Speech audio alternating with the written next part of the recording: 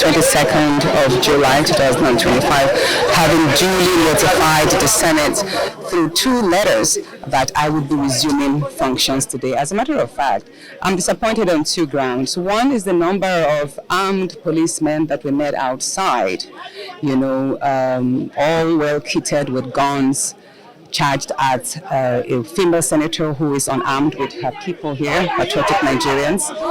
And the second thing is the fact that the Senate, under the leadership of Akpabio, have decided to become lawbreakers, and by denying me entrance into the chambers to resume my duty. There's been some conversations in the media by his own team, trying to twist the narrative that the judge did not order my reinstatement, and I'd like to clarify that.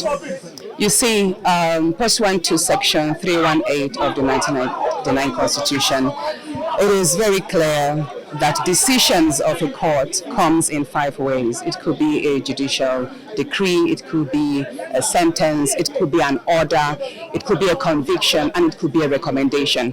So an order is just one of the 5 decisions that a judge can pronounce over any case, and mine tilt towards a recommendation. Now you would think that a recommendation is a voluntary, that means the Senate has either they comply or they have the right not to comply, but I'd like to clarify that. Again, if you go further to the to section 287 subsection 3 of the 1999 Constitution, again, it actually specifies in clear terms that decisions, that's any of these 5 decisions of any of the Nigerian courts, are binding and enforceable on every Nigerian and every authority. So what that means in simple terms, whether they mention that the Justice Binta Nyako of the Federal High Court made an order or made a sentence or made a judicial decree or a recommendation, whatever, however they want to interpret the literal words, interpretation of the words, it is still a decision of a court and it is still binding on the National Assembly. The second issue that I have seen withering around the media is that the Senate appealed the judgment, and I mentioned it. I'm saying it clearly. Hamza, can you please give me? Where's Hamza? Let me have that page, please. Let me have the appeal. Let me show them the appeal.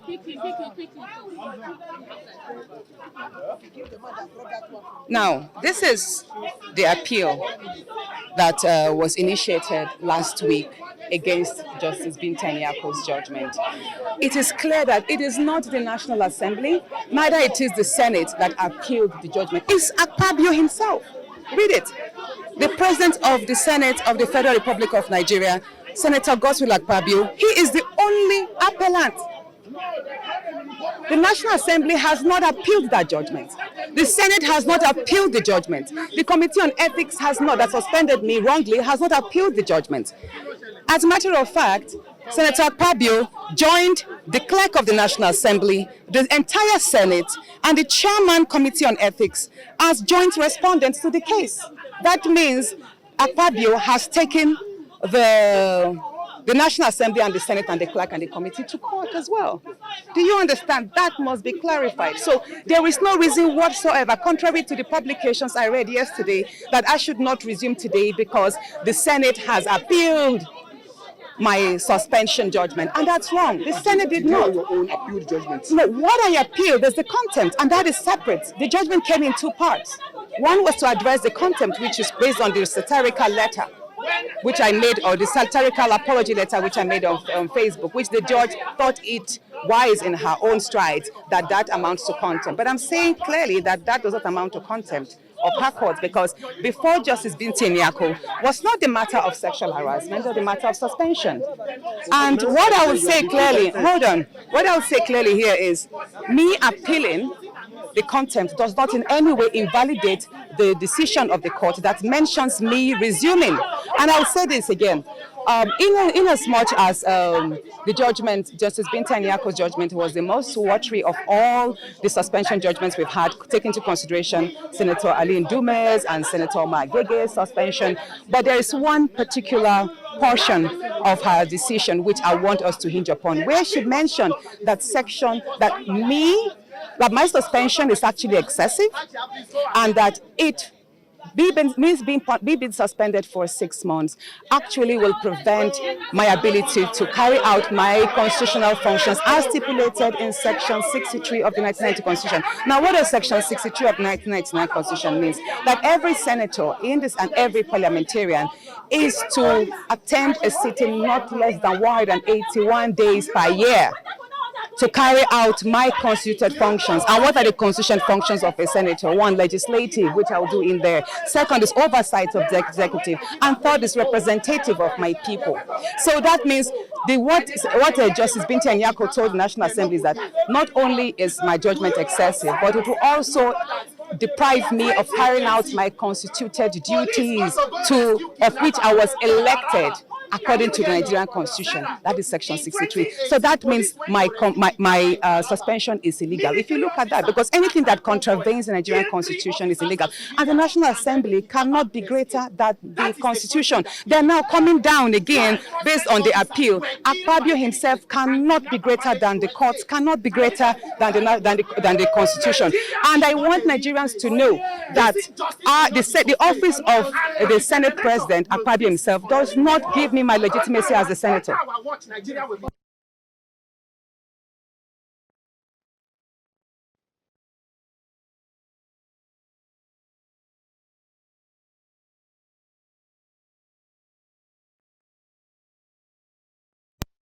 Election. So me being well, of course see,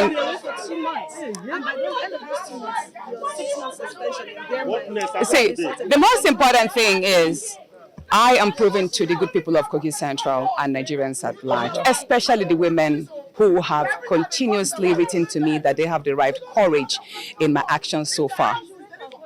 Now, the fact that I've been denied entrance is a statement being made. And narratives are being shaped, history is being formed and shaped, and policies, again, all of this work together through intentional actions like we have done today. It's on record that the National Assembly under Akpabio has decided to be in contempt of the court's decisions.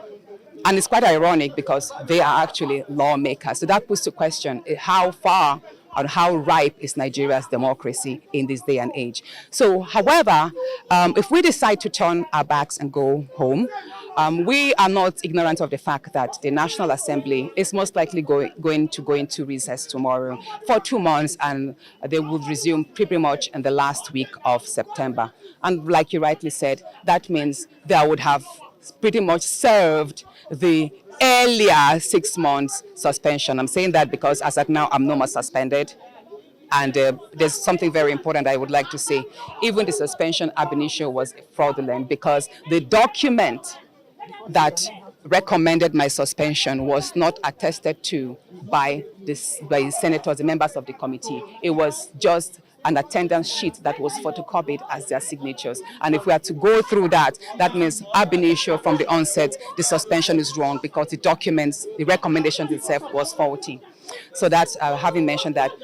Going forward, I'm going to have a meeting with my legal team, and then most likely they will have to probably proceed to the appellate court to seek interpretations of what has just happened, because we are law-abiding citizens. Everyone here who has accompanied me, you can see no one is unruly, even though some have vehemently decided to express their dissatisfaction with the system.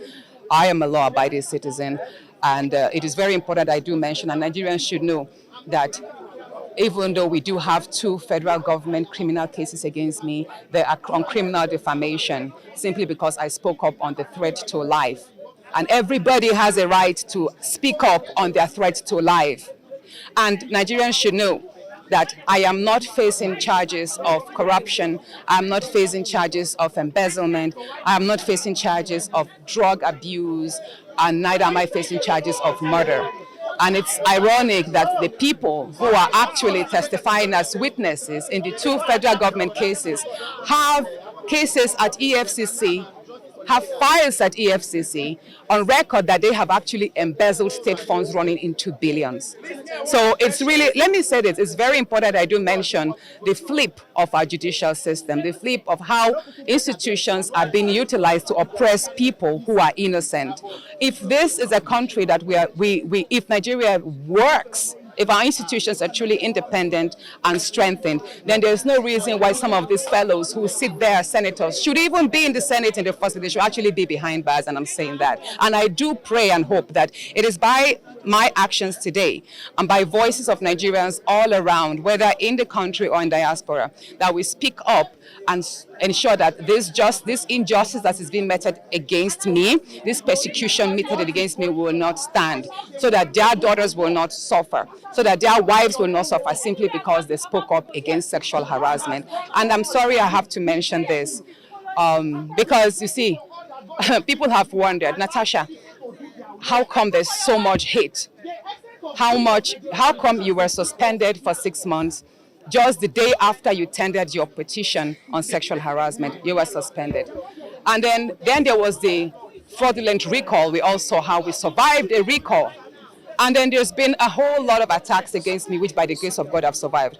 And whenever people ask me, Natasha, why is there so much hate from the Senate President against you? Why is it that the institutions have turned against you, even though, by and large, you are pretty much one of the fairest senators or politicians in Nigeria? And I tell them, this is just an iceberg of what I have had to suffer and endure in the Senate under Akpabio's leadership for the last 1 year. Many of you thought that my speech on that floor, when I told him I was not afraid of him, and I did mention, I said, if you make me speak to the media on what I have had to endure in your hands, it would go pretty. And that's to let Nigerians know that that outburst I had on the floor was just a compilation of so many wrongs that Akpabio has meted against me.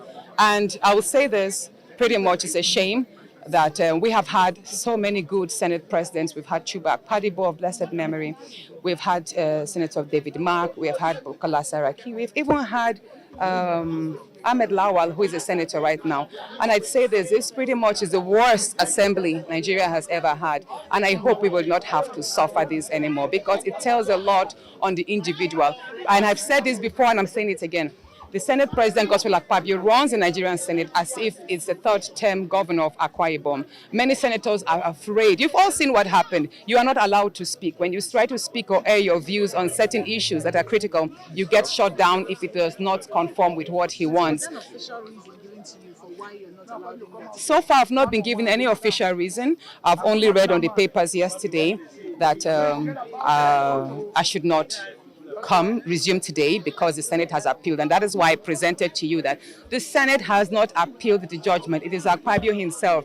He is abusing power by willing the entire institutions to fight me. It's a personal vendetta that Akpabio is unleashing on me by hiding under the wings of the institutions, and it is wrong. It is totally wrong, because you can't have his own senatorial district deprive the Kogi Central of representation. There is just no reason why these gates should not be open. But by and large, considering the fact that the Senate is vacating tomorrow, whenever they deem it fit to resume, we would resume as well. So what matters most is all the pressures and all the calls of me apologizing for no wrong that I did. I have refused to do that.